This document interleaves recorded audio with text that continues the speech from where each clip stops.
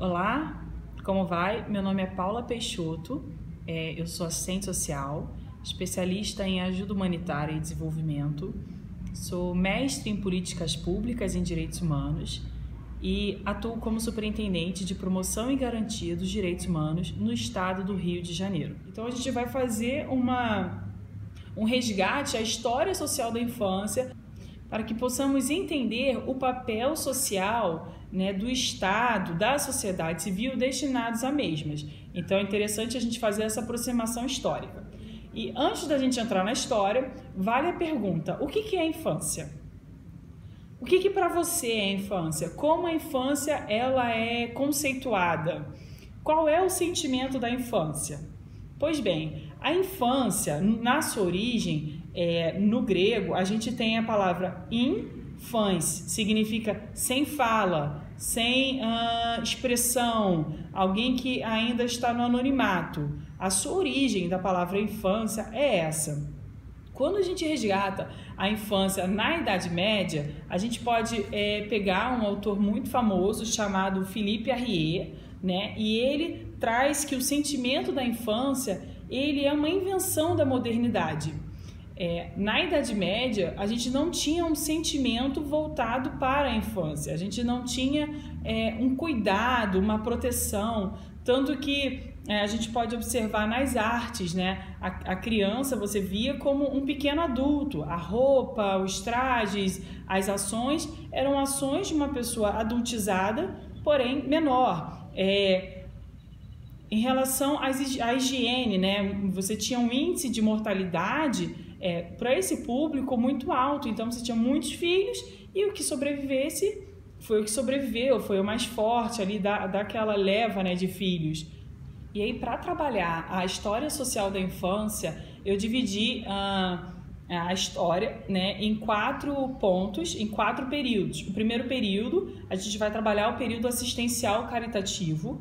O segundo período vai ser o período assistencial. O terceiro é o institucional. E o quarto é a infância como ela é. E aí a gente trabalha com ECA, que é o período que é um instrumento que rege a nossa infância hoje, os cuidados da nossa infância hoje. Então vamos lá, vamos iniciar pelo período assistencial caritativo e nesse período a gente pode observar que desde a colonização brasileira já havia filhos de indígenas perambulando pelas ruas das cidades sem o cuidado da igreja ou sem o cuidado do Estado. Isso porque quando os colonizadores vieram ao Brasil e tentaram cercear as liberdades dos indígenas, muitos eles resistiram a essa colonização, resistiram a essa escravidão, e ali nessa resistência houve uma evasão, houve uma fuga das famílias, houve uma divisão dessas famílias. Então você pode observar já desde o período da colonização um número elevado de crianças, principalmente indígenas, perambulando, andando pelas ruas sem a proteção da família. E aí, nesse período, você pode observar que junto com esse processo de colonização, nós tivemos um projeto educacional jesuítico, onde os cristãos eles tinham o objetivo de, através da infância, cuidando das crianças indígenas, alcançar os pais, porque essas pessoas eram vistas como pessoas sem alma, pessoas que não tinham uma espiritualidade adequada e que não iriam entrar no céu conforme é pregado na religião. Então, o objetivo desse projeto jesuíta era alcançar as crianças, era alcançar os pais por meio das crianças. Então, nesse projeto jesuítico, educacional, era possível observar uma divisão de classes, um duplo atendimento à infância, quando a única política pública, com inúmeras aspas, perpetrada naquele lugar, naquele momento, era uma escola de instrução superior aos filhos da burguesia, estritamente delimitadas a essas pessoas, e também você tinha uma escola de ensino elementar, que aí, por sua vez, ensinava mais as práticas operacionais, né? Ali o que eles podiam fazer de modo mais braçal e não intelectual. Aos poucos, essa escola elementar, ela acabou incorporando também filhos que são frutos de relações ilegítimas, ou seja, os filhos abastados, aqueles que eram moralmente condenados pela moral cristã da época. Então essa escola trabalhava com os indígenas, com os filhos abastardos e também com os filhos de escravos ou ex-escravos.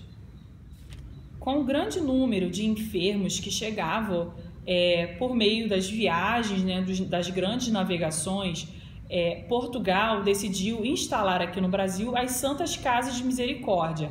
Então, as Santas Casas de Misericórdia, que era uma irmandade, ela veio ao Brasil e ela se instaurou aqui com o objetivo inicial de cuidar desses enfermos, né? E ali as Santas Casas, elas instauradas ali próximo ao porto, né? Que tinha esse objetivo de cuidar ali dos moradores da cidade. Quando a Santa Casa e todo aquele grupo de pessoas observou, né, o número de crianças abandonadas, o número de crianças em situação de rua, eles mudaram o objetivo da sua atuação. E ali acabaram também por incorporar dentro ali das suas ações, dos seus atendimentos, as crianças e os adolescentes que viviam em situação de rua, que viviam em situação de periculosidade. Então, a criança e o adolescente, e a gente chama esse período de período assistencial caritativo, porque o Estado ele ainda não tinha se apropriado do cuidado oficialmente da infância, né? Quem cuidava era a igreja por meio da Santa Casa. Então, a gente chama esse período de período assistencial caritativo. Já no Império, o Brasil ele começa a se preocupar com a questão da infância. E aí as Santas Casas, elas são incorporadas pelo Estado, o Estado passa a ofertar uma certa quantia para as Santas Casas nesse cuidado, como se elas fossem terceirizadas, né, pelo Estado. Elas prestavam serviços ao Estado nesse cuidado à infância. E aí, quando ela presta esse serviço ao Estado, nesse momento você pode observar a instauração, a criação de dois grandes instrumentos por meio da Santa Casa.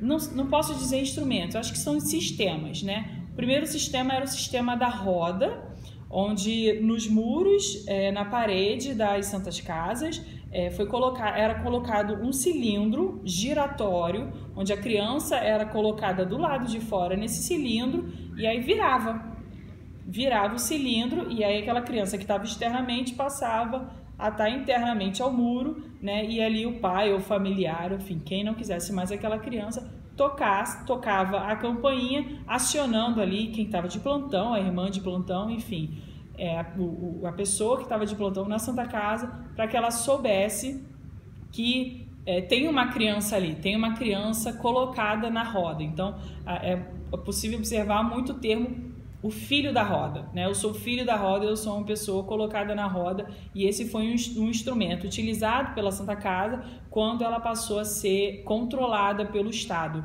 porque era possível observar muitas crianças colocadas no lixo e até mesmo devoradas por animais. Então, quando o Estado ele assumiu essa preocupação, Santa Casa conseguiu se consolidar, né, e se fortalecer, criando esse instrumento da roda. Um outro instrumento era a Casa dos Expostos. Quando a criança ela passava dessa fase ali dentro da Santa Casa da amamentação, ela era direcionada para a Casa dos Expostos, como se fosse uma galeria, né? Um local de venda, e ali as crianças eram expostas para o trabalho doméstico, enfim, quem passasse e gostasse da criança, quem fosse ali ver, né, qual criança estava sendo ofertada ali após os seus 8 anos, mais ou menos,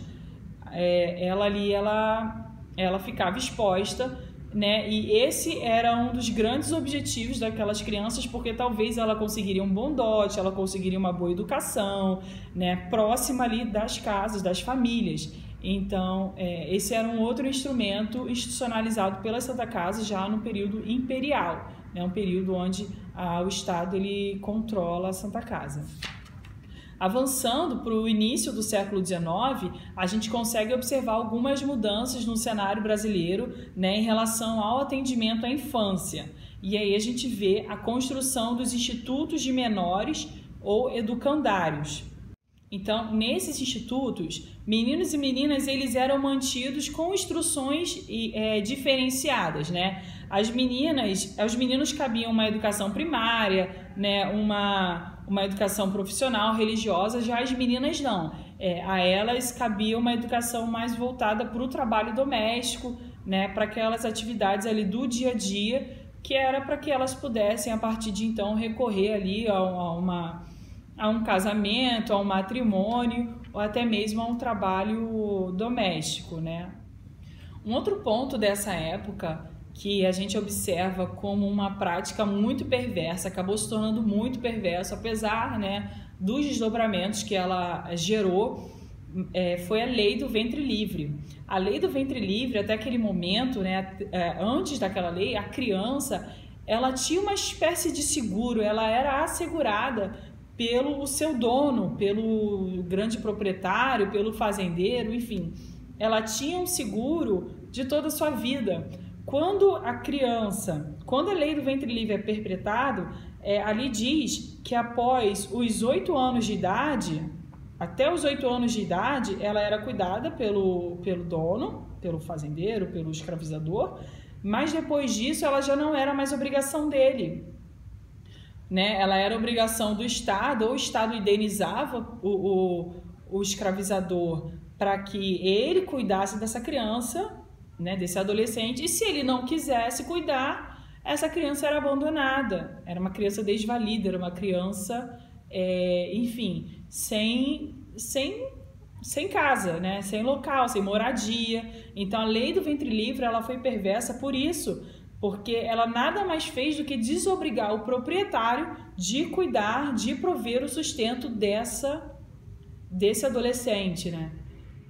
E aí houve uma reprodução, né, da situação vivida, né, houve uma reprodução da exclusão. Então você pode observar que a partir desse momento você já vê também a exclusão sendo fortalecida. Você já tinha uma exclusão naquela época por conta, né, dos filhos de indígenas, de escravos, de abastados. Agora, com a Lei do Ventre Livre, você reproduz esse mesmo mecanismo de exclusão para a infância, porque assim, liberaram, tudo bem, né? São livres após uma certa idade, mas e aí?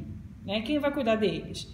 Existe um sistema de assistência, de acolhimento, enfim, de abrigamento, de ensino? O que tem para eles? Não tinha nada.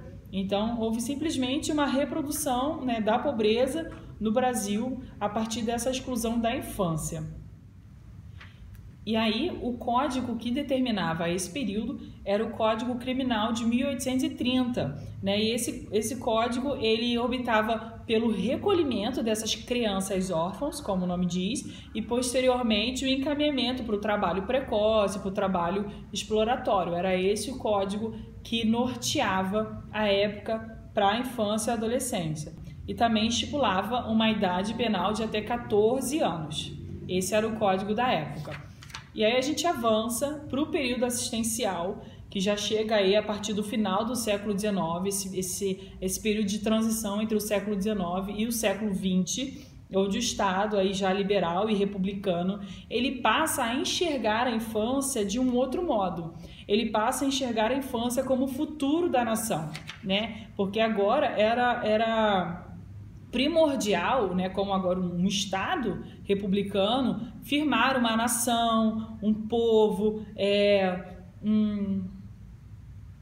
reconstruir a pátria, enfim, e o que mais maleável ou mais moldável do que a infância, não é verdade? Então eles começaram a enxergar a infância como o futuro da nação, para que essa nova nação que estava nascendo, ela fosse firmada, fosse, enfim, reconstruída e fortalecida do jeito que eles quisessem, não é moldada do jeito como os governantes almejavam até então.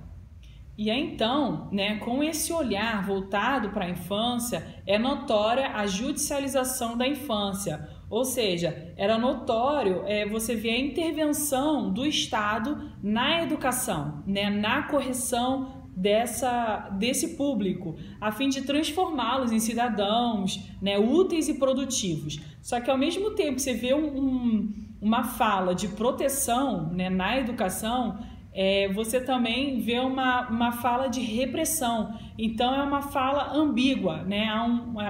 É ambíguo o tratamento, porque ao mesmo tempo que você fala que a criança ela precisava ser protegida, ela também precisava ser contida. Ela não poderia gerar danos à sociedade, ela não poderia, enfim, causar nenhum tipo de situação que violasse ali a moral, a conduta da época, o comportamento, entendendo que a criança ela não nasceu, ela não veio junto com o nascimento da República, né? A história da infância, ela vem muito antes disso. Então, a partir daquele momento, ele já não queria mais uma criança assim. Ele queria protegê-la, mas ela não podia ser assim. Ela não podia ser subversiva.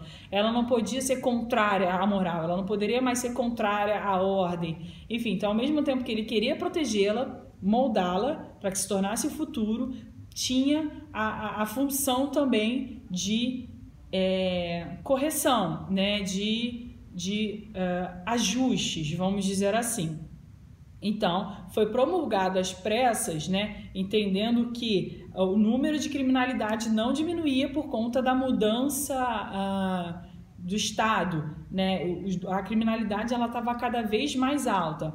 Então, foi promulgado nesse período um novo código, o Código Criminal de 1980. Então, por mais que tivesse mudanças no olhar, no viés do Estado para a infância, teve um Código Criminal de 1890 que diminuiu 5 anos da idade penal, ou seja, de 14 anos passou para 9 anos o número a idade, né, da idade penal para aquela criança, com o objetivo de reparar aquele desajuste, né, funcional ou social, para que fosse reparado o mais antes possível, né, para que aquela criança ali então pudesse ser ajustada, modelada, enfim, e se tornasse de fato um cidadão como eles queriam, útil e produtivo. Esse era o lema. Então, esse Código Criminal, ele tinha um lema, salvar o menor, né? Esse era o lema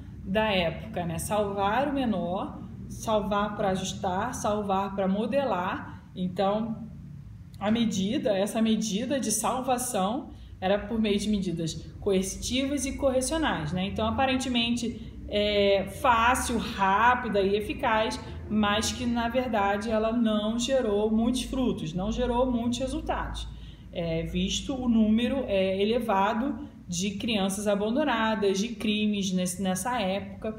Então, não foi um código que gerou muitos resultados. E aí, passada essa fase, em 1920, a gente já observa ali uma consolidação da prática de justiça e assistência, né? A gente começa a observar se consolidando um pouco melhor a estrutura da proteção social voltada para a infância, mas que não mudou muito,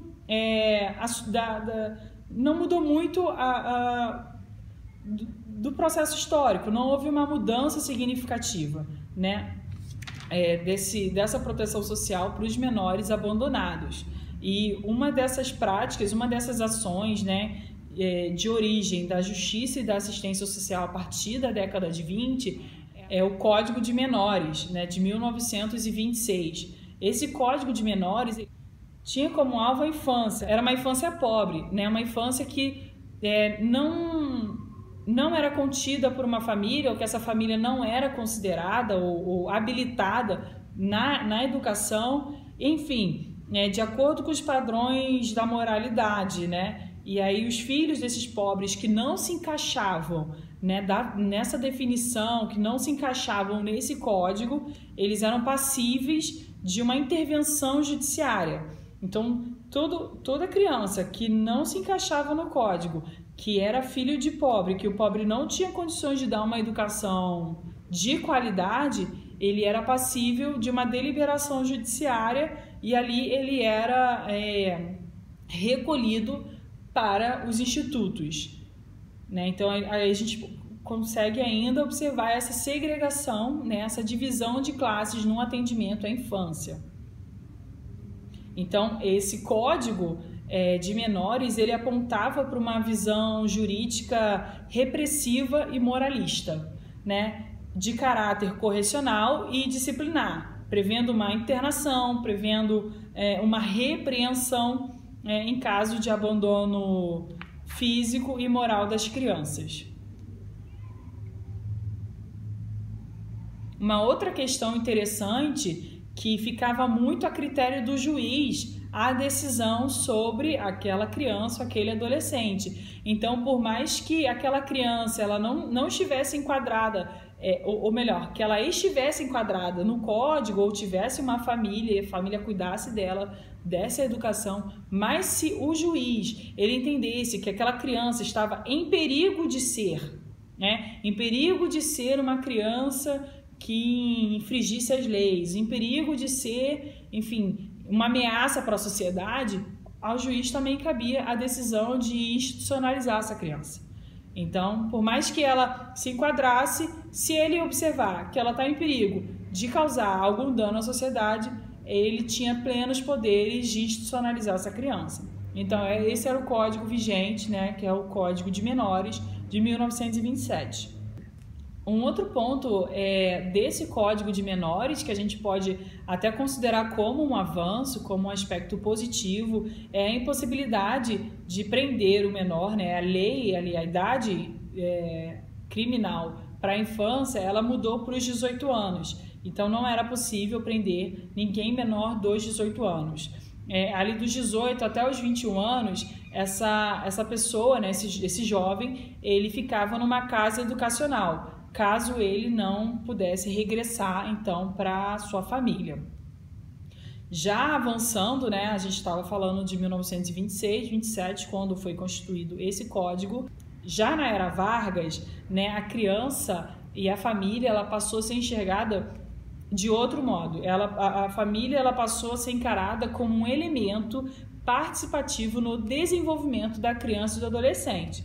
Então, as famílias das classes trabalhadoras, elas tornaram-se alvo de inúmeras ações do governo. Então, nesse período da Era Vargas, a gente pode observar um boom, né, das políticas sociais voltadas para essa área da infância e da adolescência, né, inaugurando, assim, a política de proteção materno-infantil. E a gente pode destacar uma política que foi a instituição, né, do Serviço de Assistência ao Menor, o famoso SAM. Ele foi criado, ele foi instituído na década de 40.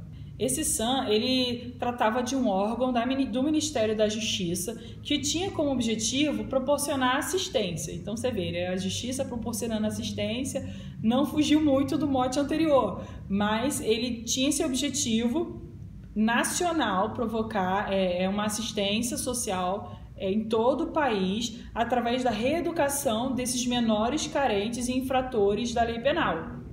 Então, pretendia se separar, inclusive, né, o atendimento da criança e do adolescente com o adulto, que era ali misturado até então, era um atendimento em conjunto.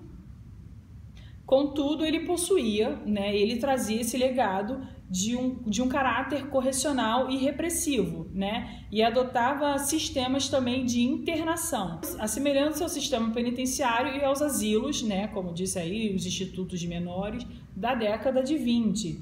Então, esse planejamento ele resultou numa espécie de depósito dessas crianças, desses adolescentes, né, onde elas eram recolhidas nas ruas e eram mantidas ali naquele depósito, né? Isso gerou altos gastos para o governo, que normalmente contratava esses serviços dos educandários já existentes, ao invés de criar suas próprias instituições, né? Eram serviços contratados pelo Estado, o que resultou aí numa série de críticas. Essas críticas, elas tiveram uma influência tanto internacional, porque nesse período já, né, da década de 40, a gente pode observar a Unicef sendo trazida para o Brasil. Ela foi colocada, o seu primeiro escritório em João Pessoa. Então esse debate da infância internacionalmente ele já estava sendo discutido, né? Como é que a infância estava sendo tratada, o papel social da infância ele já estava sendo discutido internacionalmente. E aí a gente avança nessa discussão e acaba entrando no período institucional. Esse período institucional é um período que eu delimitei para o período da ditadura, que foi um período que a gente viveu aqui no Brasil. E nesse período institucional, em contraposição, né, como uma nova resposta ao atendimento do SAM, foi criado a Fundação Nacional de Bem-Estar do Menor, que é a famosa FUNABEM. A FUNABEM ela foi construída, então, a partir da extinção do SAM, criado na era Vargas, né? E ela tinha como objetivo dar respostas ao problema do menor, né? Através de uma formulação e implantação em todo o território nacional da Política Nacional de Bem-Estar do Menor. Então, a FUNABEM ela pretendia ser um contraponto ao antigo sistema, ela pretendia ser uma resposta ao que o SAM não deu, né? Uma resposta às falhas do SAM. Entretanto, a FUNABEM, ela herdou tudo do SAM. Tudo o que, Paula? Ela herdou os equipamentos, então ela herdou os prédios, enfim, todo o equipamento mobiliário, ela herdou os recursos humanos, ela herdou todo o pessoal, ou seja, o comportamento, as ações, as intervenções, o atendimento eram os mesmos, né? Porque houve uma manutenção do pessoal. Ela herdou, inclusive, a cultura organizacional, né? Mantendo, então, os mesmos métodos de atendimento. Então, por mais que a FUNABEM ela trouxesse um novo nome, uma nova metodologia, né? Tivesse uma nova perspectiva, você pode observar que a atuação foi a mesma, né? Os resultados foram os mesmos, né? O depósito, a exclusão, a institucionalização dessas crianças ali de um modo mais repressivo mesmo e cerceado. Nesse período, né, houve também uma mudança no Código de Menores, né, que aí a gente passa para o Código de Menores de 1979. Esse código ele tem uma mudança muito tímida do código anterior, né, e ele traz o conceito de condição irregular, né? Agora não é mais menor desvalido, nem menor abandonado, não, mas é o menor em condição irregular. Por que eu estou tratando esse conceito? Porque quando a gente entrar no ECA, na fase do ECA, da sua instauração, você vai ver que o ECA ele vem reprimindo esse termo de condição irregular, beleza? E aí, então, né, com essa mudança, tanto em nível nacional e num patamar internacional, a gente observa aí algumas inovações nas políticas voltadas à atenção à infância. Aí você observa o Ano Internacional da Criança, em 1979, o Ano Internacional da Juventude, em 1985, regras mínimas ali das Nações Unidas para a administração da Justiça da Infância e da Juventude, Convenção sobre os Direitos da Criança e Adolescente em 1989, enfim, né, com assinatura aí de 193 países da ONU. Então você já observa o movimento internacional e até mesmo nacional tentando mudar, tentando romper com esse estigma voltado aí na atenção à infância.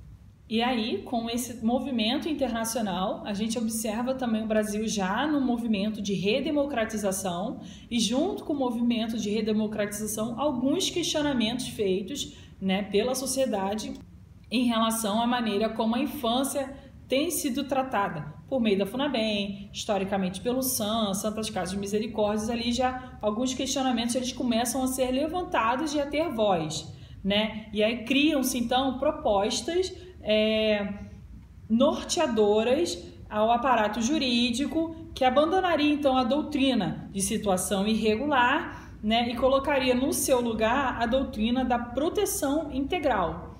E aí, em 1987, na Assembleia Constituinte, foi organizado um grupo de trabalho comprometido com o tema da criança e adolescente, cujo resultado ele se concretizou na instituição, né, na institucionalização do artigo 227 da nossa Constituição Federal. Esse artigo 227, ele diz que é dever da família, da sociedade e do Estado assegurar à criança e ao adolescente, com absoluta prioridade, o direito à vida, à saúde, à alimentação, à educação, ao lazer, à profissionalização, à cultura, à dignidade, ao respeito, à liberdade e à convivência familiar e comunitária, além de colocá-los a salvo de toda forma de negligência, discriminação, exploração, violência, crueldade e opressão.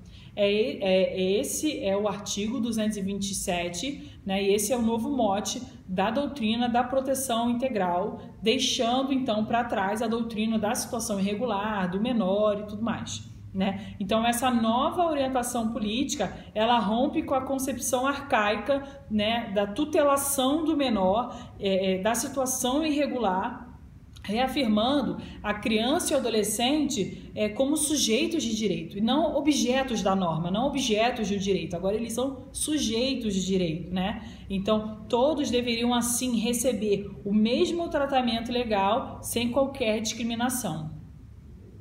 E aí, com a aprovação desse artigo, fez-se necessário uma elaboração de uma lei, né, que regulamentasse de modo mais específico esse artigo. E que lei foi essa? O Estatuto da Criança e do Adolescente.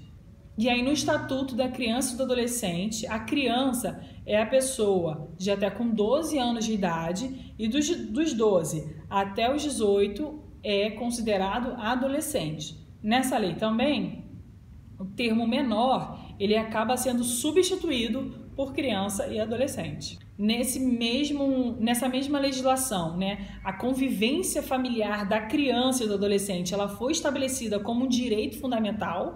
Lembra que ela era sempre retirada da família, era sempre institucionalizada, colocada naquele depósito, né, segregada socialmente? Agora não, agora a convivência familiar, ela é um direito fundamental, né? O afastamento da família e a internação em instituições socioeducativas e essas práticas recorrentes na legislação, elas passam a ser efetuadas só em realidades muito extremas, né? Só em situações muito extremas onde ocorre esse afastamento da convivência familiar.